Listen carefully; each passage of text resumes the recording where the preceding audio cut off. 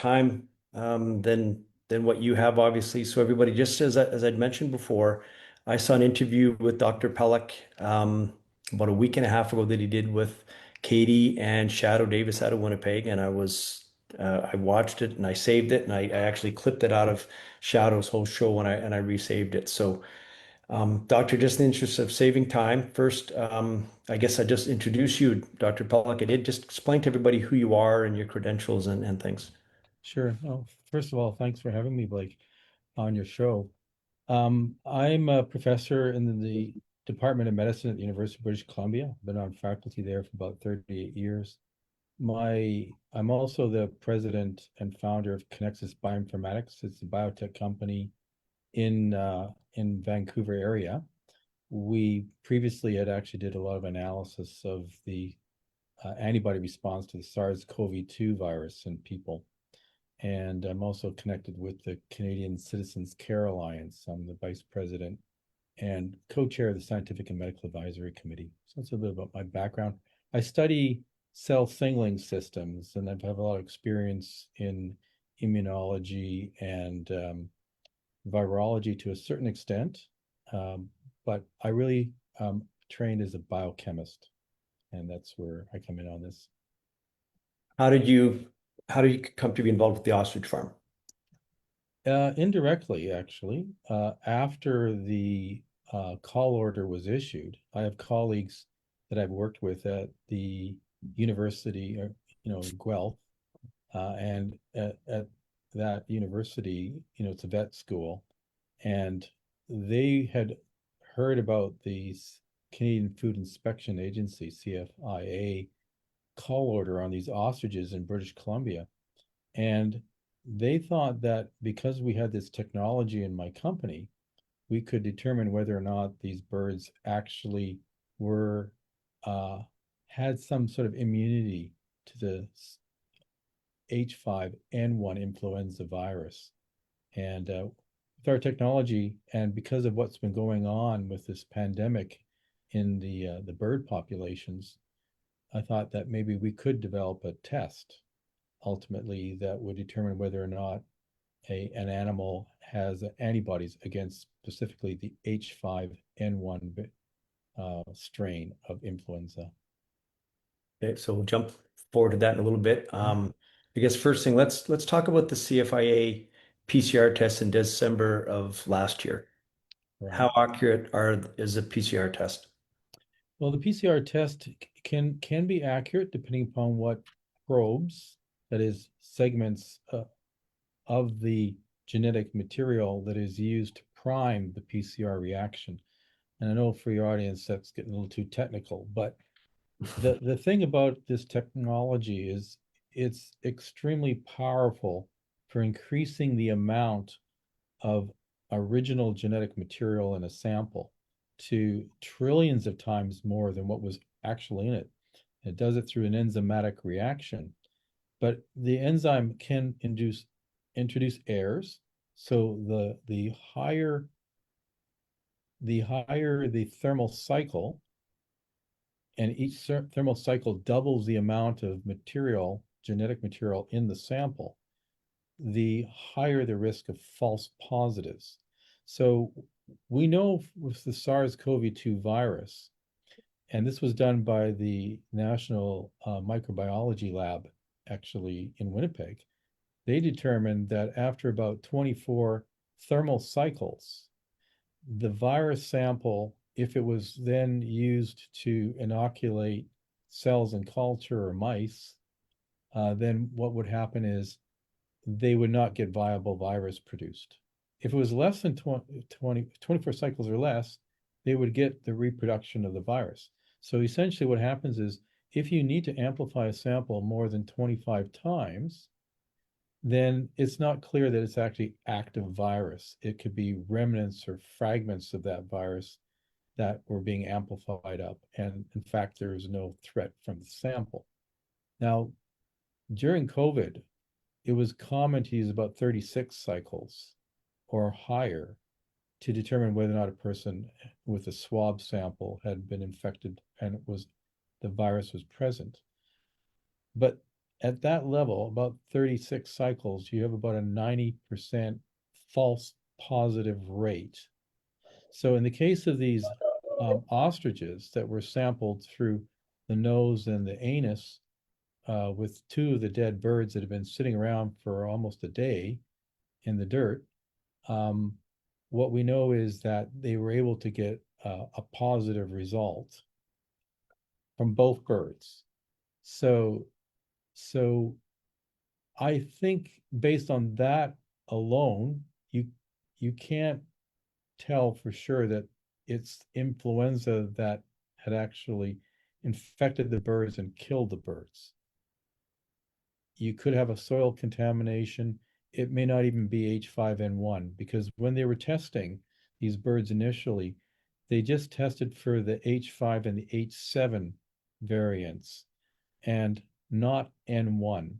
So even though in the courts, the Judge Zinn, and I guess subsequently with the appeals in the federal court, the claim was made that these birds were confirmed to be infected with the H5N1 virus, highly pathogenic version at the time that the call order was issued. And that's just not the case. They didn't test for N1 and they did not test that it was highly pathogenic. They did subsequently, after they issued the call order, they did find that from full genome sequencing of the samples, the virus has 10 genes, 8 chromosome segments. And these segments, it turned out that 5 of them were from the highly pathogenic influenza virus, this strain that's 2, 2.2.3, sorry, yeah, 2.3.4.4b strain. This is the one that we think is the highly pathogenic strain, that 5 of the gene segments were from that strain, but 3 were actually from a totally different strain that was low pathogenicity. So that's what, so I think it's that the subsequent test did confirm that it was an H5N1, but they did not know that at the time they issued the call order. And it's funny, I had mentioned to you that I spoke to a chicken farmer who had been subjected to a really major cull a number of years ago. And I had asked him, hey, the Katie said that they did a PCR test and not the more detailed test. And he said, yeah, during COVID, they did move to a PCR because it was cheaper and quicker. But he was adamant that once there's a positive PCR test, that's when they do the test, I guess, that you were talking about. And when I told them that they didn't do that, they just ordered a call within an hour. He said, no way, they don't, that's not their protocol. And I said, that's what they Yeah, did. that wasn't their protocol. They've changed it. And even the person who invented the PCR test, Kerry Mullis, he repeatedly tried to explain to people you cannot use this as a diagnostic test. What you do is you have an illness, and then you go in to confirm that maybe the pathogen, if it's an infectious disease, um, might is present. But again, you don't know if that's what causes it. Because when you have influenza, most of the time that when people get influenza, they actually don't generally die from influenza. They die from a pneumonia infection. The same with the SARS-CoV-2 with the COVID-19. In the case of birds, it's a Pseudomonas infection, this other bacteria. And so these birds had been tested actually when there was an outbreak back in 2021. 10 birds had died. And at that time, they had tested them and they tested positive for Pseudomonas. But there was no test done at the time for H5N1 or any influenza virus infection. So I suspect that that repeatedly these animals have been exposed to the virus over the last few years. And that could explain why when we tested these birds here at Connexus for H5N1 antibodies, we tested the eggs from these birds that was recovered in the summer of 2024, before the last outbreak. And already these birds had evidence of an immune response with antibodies that would recognize the H5N1 virus. So it's it would appear that these birds probably acquired the virus, some of them, at least the two of them that died, they they they probably died most likely from an infection with, I would think, actually the H5N1 virus. However, there was a very interesting phenomena that happened here on the farm. Of the 548 or so birds that they had at the time, 69 died. Now, of those 69 were all from birds that were acquired on the farm after 2021. So none of the birds that were actually on the farm at the time of the first infection actually died or got sick. So we think these are naive birds that hadn't been exposed previously to the virus, and some of them died. Now, if this was a highly pathogenic version that the Canadian Food Inspection Agency would, has put forward, then you would expect at least about an 85% lethality rate in the entire group because they were all exposed to each other. And in fact, it's the opposite. Only about 15% of the birds died, and the ones that were, again, the newer ostriches to the farm. And so this is not characteristic of a highly pathogenic influenza virus. So the data that we have indicates that the strain that infected these birds, while some birds succumbed to it, in fact, most of the birds completely recovered and have been at least no signs of illness since January the 14th of this year. So there's 9 months that have gone by with no evidence of any sickness. Now, if a person gets influenza and they get sick, after 2 weeks, we're considered them completely recovered and they are not infectious. So why the CFI thinks that this is IA thinks that this is actually birds that are asymptomatic, have no signs of illness, but could be actively shedding virus at this time. There's really no data at all to support this very unlikely assertion. And to make matters worse, the agency has prevented both the farmers from having them independently tested for the presence using either a PCR test or a rapid antigen test, or even allowing the test for antibodies in these birds or their eggs. Basically, if they did this with the call order, they're subjected to about a $200,000 fine and potential imprisonment. So really, we should be finding out whether or not these birds actually have immunity to explain the results that we've seen, that these acquired from the wild, because this is where the ostriches got infected, that it would appear that these birds are not being infected with highly pathogenic influenza virus, but a low pathogenicity strain. And the claim has been made by the Canadian Food Inspection Agency that these birds have been infected with a reassortment. Again, as I described earlier, this mixing of gene segments from two different strains of the influenza virus. You have to understand that to get a reassortment event, this is extremely rare. You have to have basically two different strains of the virus in the environment infecting the same animal, and within that animal, the very same cells, in order to get a reassortment event. And so this is actually very, very rare. It's possible when you have a large number of animals and the number of these infections is very high, as you would have in a large population of birds in the wild that are very mobile, that has a greater chance of happening. But again, it's still considered a very rare event. Now, the chances that these birds were infected And then this reassortment happened in just a couple of the birds is astronomically low.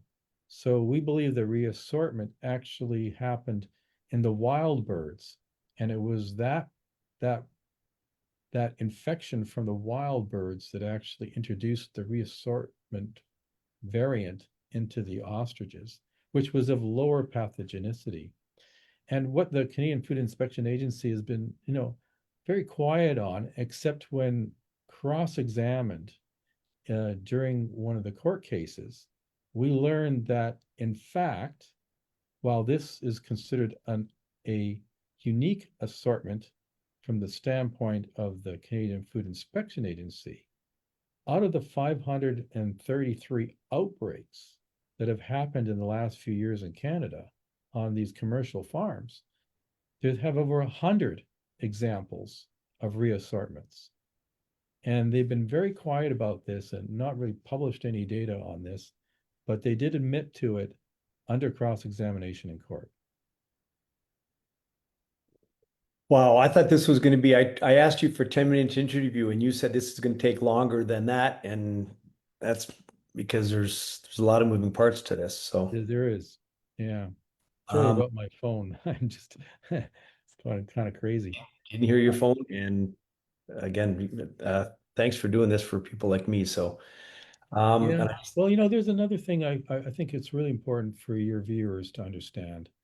I mean, the claim is that these ostriches are actively shedding the virus, which again is when you have a animal or a person that is not showing any signs of sickness, that's a sign that the immune system of that individual, animal or person, has actually successfully eradicated the virus or reduced the levels of that virus in that individual to such low levels that the viral load is extremely low. And that means that the risk of transmission of that virus is also exceedingly low. And so it's highly unlikely that these birds are actually shedding the virus if they have an immune response. And to have so many of these ostriches that are the older ostriches not showing any signs of even illness, despite the fact that other members of that flock have died, right? I mean, you can have a scenario where you can have a a virus that can infect one species without killing it, but at low levels being able to be transmissible to another species. We see this with some bacteria. The the the Black Death, Yersinia pestis, that was responsible for wiping out maybe a third of the population in Europe back in I think it was the 1348, something around there. Well, the rats didn't get sick. They were infected with the bacteria, and likewise the fleas that bit the rats that then went and bit people. The people were very susceptible to the Yersinia pestis, but the rats were not. And so you can have scenarios where you have vectors that can in fact harbor and even potentially propagate a pathogen, but those would normally you would have you wouldn't have any deaths in that species.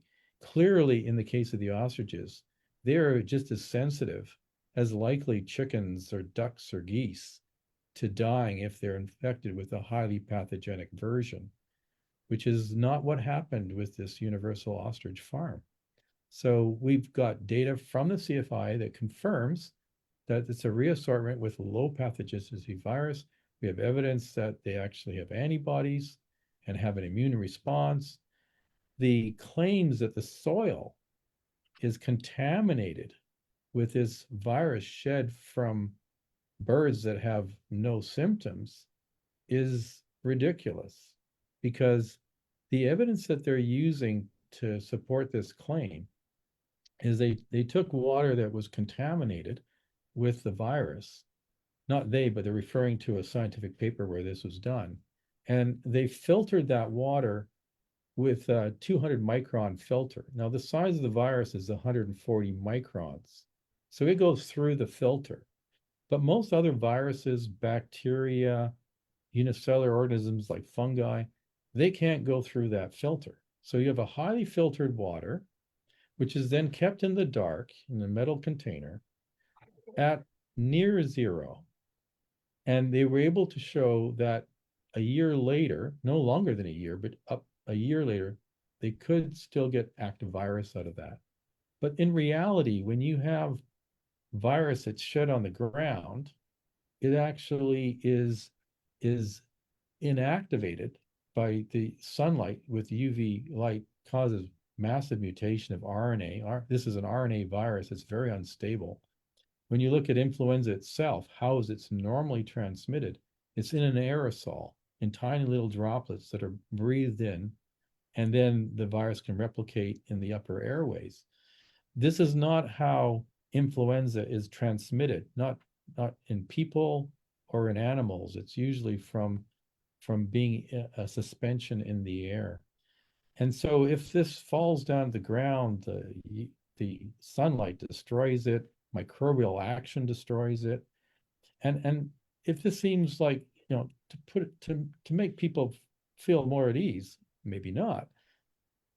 We have tens of thousands of these geese and ducks that are flying overhead during migration, season, and they're landing on the parks and the schoolyards, and where I live in the dikes, and their excrement is all over the ground, right? Now we know that these birds have been an active transmitters of the virus to these commercial farms for the last few years. There's been only one case of H5N1 influenza in Canada in the last few years. And that was a 13-year-old girl who had health issues. Fortunately, she recovered. But that's the only case of H5N1 in people.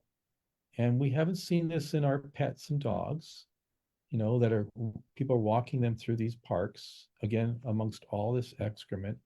If this virus was able to survive in the soil, as has been suggested by the Canadian Food Inspection Agency, then why are we not getting special warnings from Health Canada and from the inspection agency with respect to the risks of these wild birds that are flying Just overhead everywhere all we the walk time? through parks. I live in Kelowna. We walk through city parks. Geese are everywhere. Exactly. They'd be blocking us out of the parks. Yeah, and the reality is that the risk to humans is extremely low. I mean, even the Canadian Food Inspection Agency itself admits that if you eat food from, that's from contaminated with the virus, the risk in food is essentially non-existent. And if you look at all of the United States, they've only had a little over 70 cases, only one death. Now, that didn't stop the Canadian Food Inspection Agency in not, putting into context. The claim made by them is that half the people that have been infected, worldwide over the last, 40 years plus have died from H5N1. And the fact of the matter is, about 89% of those deaths in the last 15 years have actually been in primarily Asian countries, Vietnam, Cambodia, China, Indonesia, and also in Egypt. And in North America, we don't even know how many people actually have H5N1, but but of the confirmed cases, only one of them actually died. Again, it was an elderly man with comorbidities who kept chickens in his backyard, actually not in a commercial operation. So the risk to people is extremely low. And again, this idea of creating a pandemic, there's no case that's been documented of H5N1 being transmitted from one person to another person. So the concept that we're going to have a massive pandemic from some special mutated form of the virus from these ostriches is completely ridiculous. there's other things that we need to be more concerned about, and this is not one of them. And one thing that the sequencing information revealed is there are some mutations that occur in this virus that make it a little bit easier to infect mammals. But those mutations were not present in the sequence genome of this virus from the ostriches. So, and then I learned recently that the claim has been made by the Canadian Food Inspection Agency that, well, this actually turns out to have one of the most deadliest H5N1 variants from these ostriches. But when I look at the court record of what was provided by um, Dr. Kathy Furness, who's one of the experts for the Canadian Food Inspection Agency, that information was secondhand, word by mouth, apparently from something that was told to her by the Canada microbiology laboratory in Winnipeg, an individual there. We have seen no data, nothing published. We don't even know how they could even do this experiment, because in order to do an experiment like that, you have to recreate the virus. And when they got those soil samples, so those samples from those two dead birds, and that's the only time they've sourced at all material from these birds, that would have been for PCR. And it was probably fragments. So even though they got a full genome sequence, they still have to make the virus. And there's been no data to show that they've actually recreated the virus itself that infected these ostriches. So any suggestion that this is the most infected, most dangerous virus that they've encountered of the H5N1 by the Canadian Food Inspection is completely hearsay, not So, backed up by any data. so doctor, I promised myself I have a big mouth, and I promised myself I was going to do no talking here. I was just going to listen to you.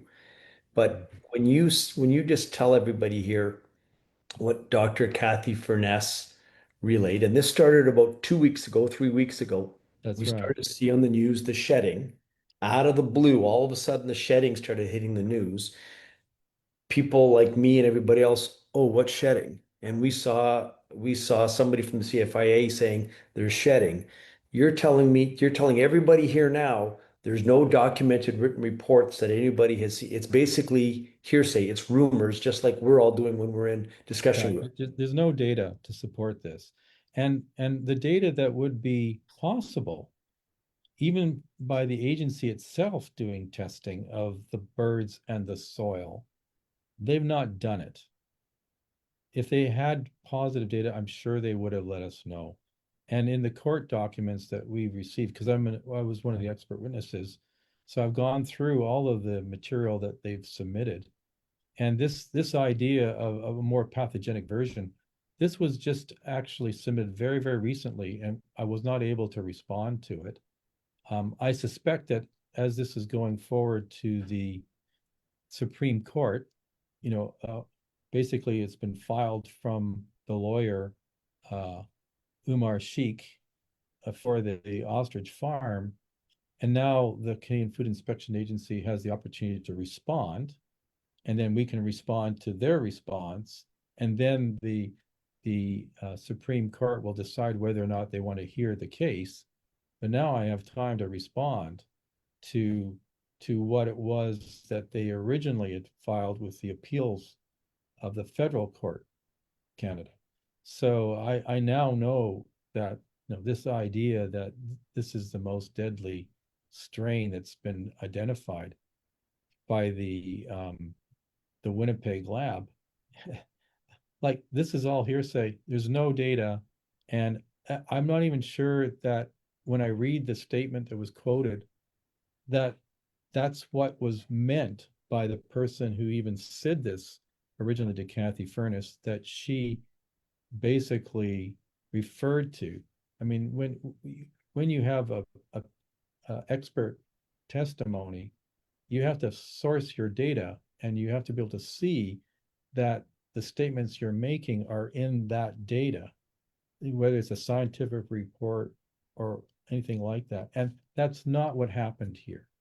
So it's actually it's actually reprehensible that they went out on national media to make these statements that in fact is not really backed up by any documentation that they've provided. Wow. Okay. Like I said, we're all in our little groups. Don't start rumors. Mm-hmm. Don't say things that aren't backed up. And we've got the CFIA doing it. Yeah. So now that the farm is they've got to stay in, and you talked about the Supreme Court and evidence. Just circle back to everybody again. And 6 weeks ago at the appeals court, and back in March, I think I read the evidence that you talked about earlier, where they had the massive antibodies in the yolks back in August 2024. Right. At the appeals court 6 weeks ago, they didn't consider that evidence. No. Tried to No, what present. happened was the judges in these cases, because we had the original federal court and then the appeals for the federal court. And in both judgments that were made, they basically took what we call judicial notice. They didn't proclaim it as such, but that's essentially what happened.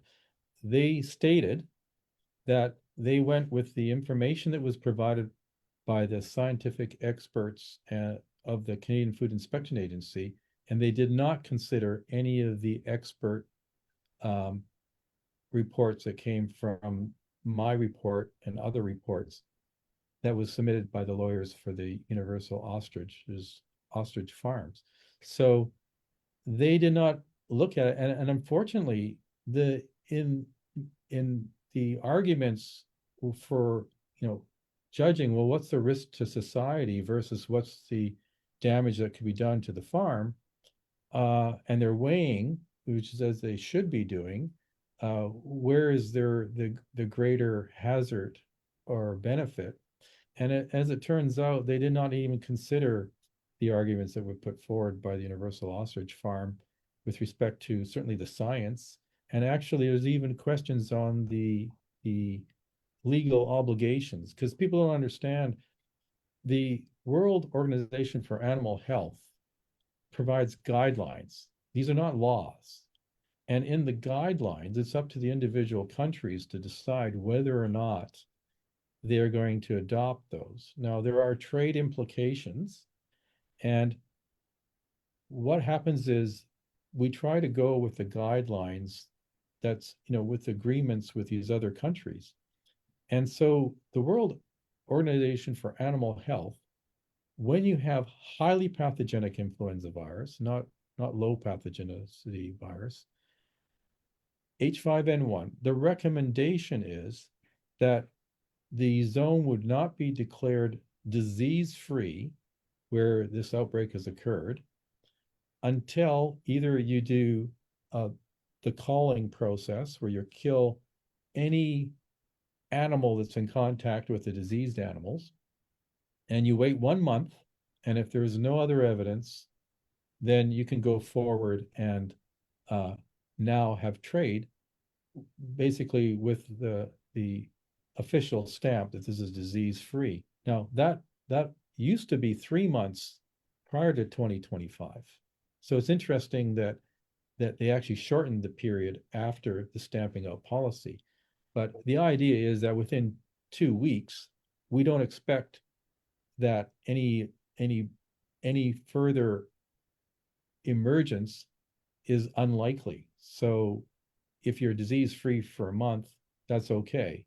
Now, if you don't do that, and this is clearly an option provided through the World Organization for Animal Health, and you let it burn out, that means you let the herd or flock die, and any survivors, if it's disease free for a 1 year period, then you're back to the disease free zone status.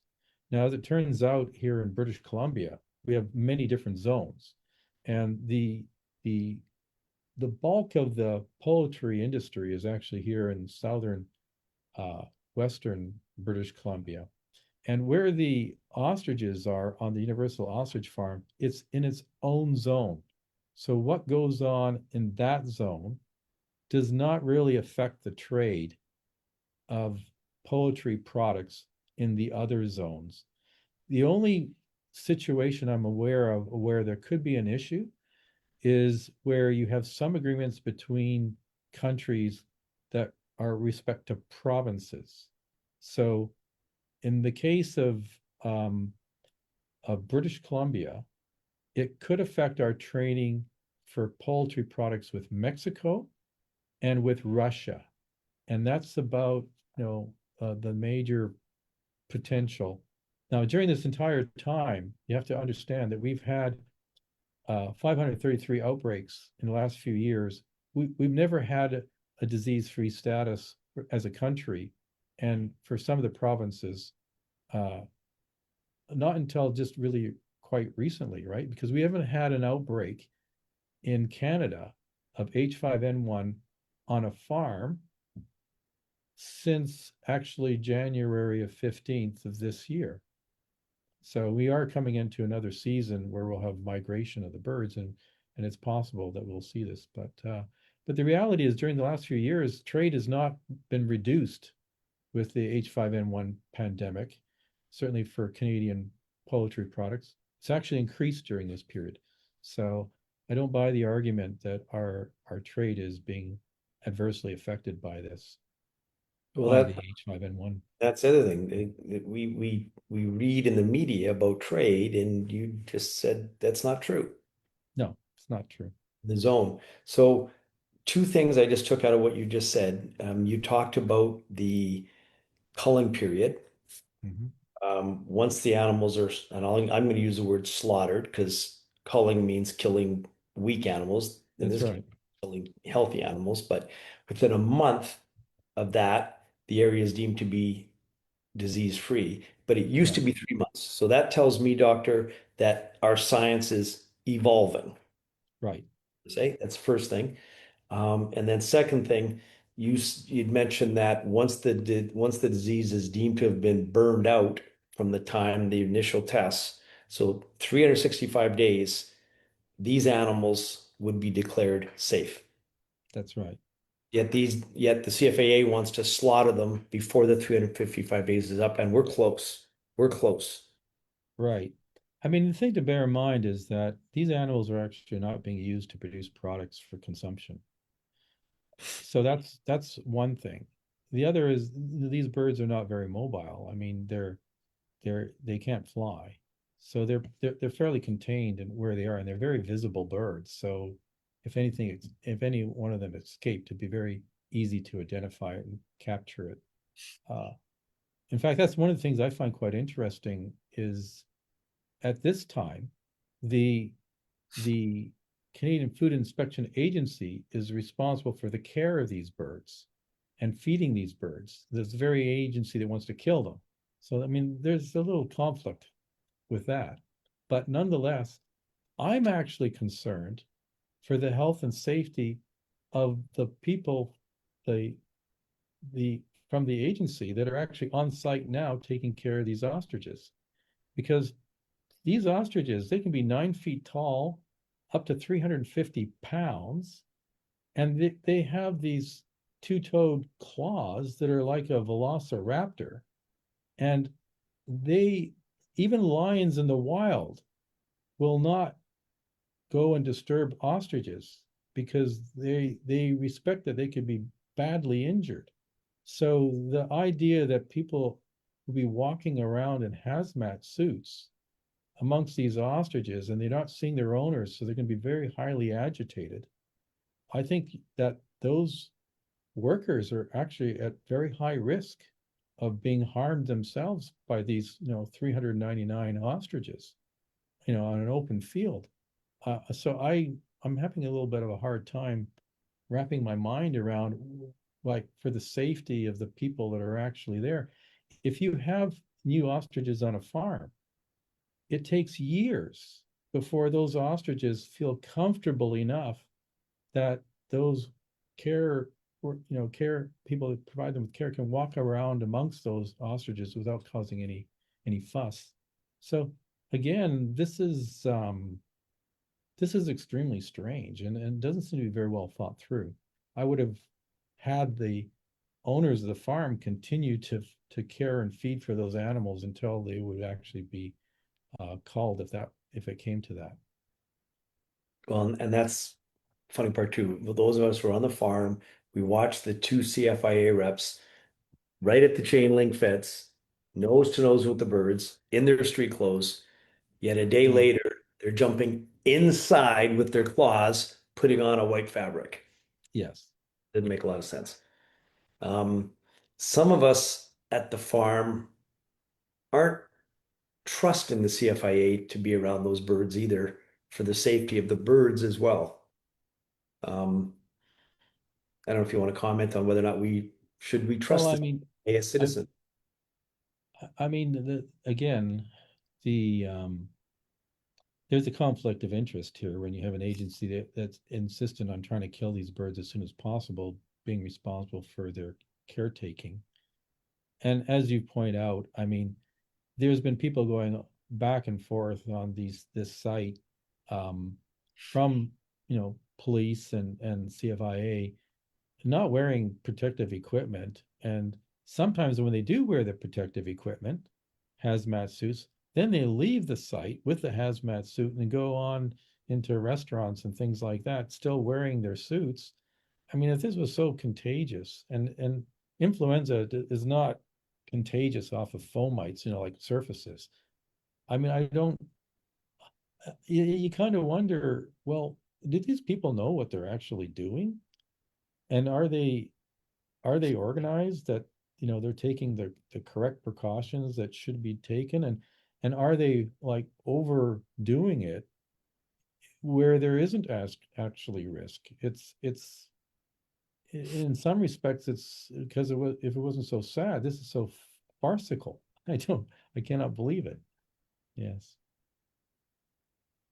Doctor, I just, as a citizen of this country, I can't tell you again how thankful I am that I picked up the phone and got a hold of you. I didn't think there was any way in hell I was going to hear back from you. So thank you. Thank you. Yeah, Um, no, I think it's really important for people to understand what's going on, appreciate, where there's risk and where there's not risk. We don't want to be panicking over things that we don't need to panic about. There's plenty of things that we need to be worried about.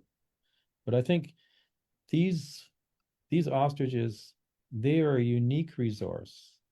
They potentially could actually help us in understanding more about infection with H5N1 virus, how to detect it, how to prevent it, because the antibodies from these ostriches that are found in their eggs can be very valuable both as diagnostic or therapeutic tools. And so this is recognized, for example, by the National Institutes of Health, which have, repeatedly asked the government of Canada not to call these birds. But this seems to be falling on deaf ears within our own government. not that this is relevant. I'm not a Donald Trump fan by any way, shape, or form. And maybe that clouded my judgment back in January when it started to be announced that the United States was pulling out of the World Health Organization. I Mhm. didn't pay a lot of attention to it then. Probably thought bad idea because I didn't like Trump. What I'm seeing occur in our country with the CFIA under the World Health Organization guidelines, um, I've changed my tune on whether. So the United States is pulling out of the World Health Organization. How do Mhm. you feel? Should Canada, in your opinion as an expert, is that something we should be considering doing? It might be, and I'll tell you the reason why, independently of all of this ostrich situation or how they handled COVID. Um, we had the monkeypox situation, and they call it mpox because they, for some reason, I guess they don't want to. Um, the name was problematic for. I mean, the reality is that mpox was actually it was a pandemic, but a very limited pandemic. We had primarily people that were uh, homosexual males that were very, um, had multiple partners is where this disease showed up. And it generally is not a lethal disease. It's just not a very, it's an unsightly disease and it does clear up.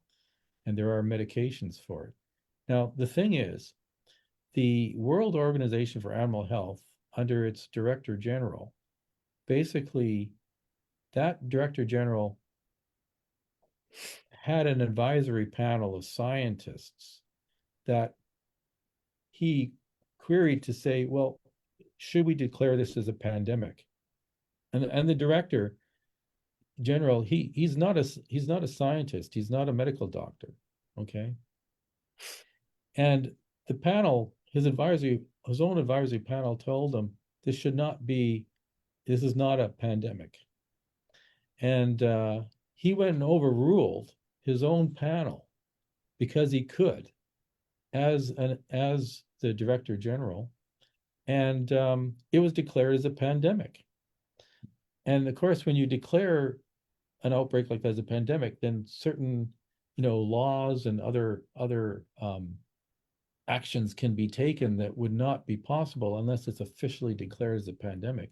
So to me, this was a clear abuse by the person at the head, who was not really elected position, to control the World Organization for Animal Health. And of course, who does he answer to? Well, the major benefactor of the World Organization for Animal Health is the Gates Foundation and the Chinese government. And they were getting a fair amount of money from the United States as well. And now that money from the US is not coming. So I think the World Organization for Animal Health will be even more beholden to these other outside influences. And I don't think that's a healthy situation. So that's why I think maybe Canada, we need to reassess this. Doctor, thank you very much, sir. I again Yeah, can't my, thank you my enough. pleasure, Blake. Just gonna try to how to stop recording here. Pause, stop recording. Thank you, I doctor. hope we Thank you. got enough there. Yeah, like I said, it wasn't going to be 10 minutes. I know I because I like why I yeah, like it's we only got started. uh Yeah, thank you very much. You know what? There's so many eyes on this thing now. You're this talk comes at a really, really, really, really critical time. So I think so. I'm hoping that some judge on the Supreme Court might start to understand better that it's not so black and white has been presented by the Canadian Food Inspection Agency. And this is the reason why the Supreme Court really needs to look at this. It's one thing with the ostrich situation, which again is appalling, but this is much wider than all that in terms of food security and the rights of individual owners of property and including animals. And where does this go? I mean, we start with ostriches and chickens, but we know in the States cattle have been infected. Are we starting to kill cattle now? And then what happens when we start to see more with pets? Are we going to start to say, well, if your pet is sick, we have to put it down, period, because it might have an infectious disease that could affect other pets? I mean, this needs to be kind of nipped at the bud. So see now that's why you this see bill is good. that what you just said, we all say as the people on the street, Mhm. and here we have somebody with your credentials saying exactly what we're saying, right? Yeah. So it's not just And I'm our own. not unique as a scientist about this, I assure you. Yeah, I know There's a you're lot not. of I've other done. scientists that are wondering about this, including some of my colleagues when it comes to sacrificing these ostriches. Like, is I've this done. really necessary? I've Yeah. I've I've searched many. You just stuck out because you were the interview. And again, the fact that you called me back, sir, thank you. Yeah. Well, thank you, Blake, for doing this. And hopefully maybe we'll see you out at the ostrich farm for the celebration when good news comes down the pike. Yeah. Well, one of these days I'll visit that farm, that's for sure. Thank you, sir. Okay, good luck. Appreciate Bye-bye. it.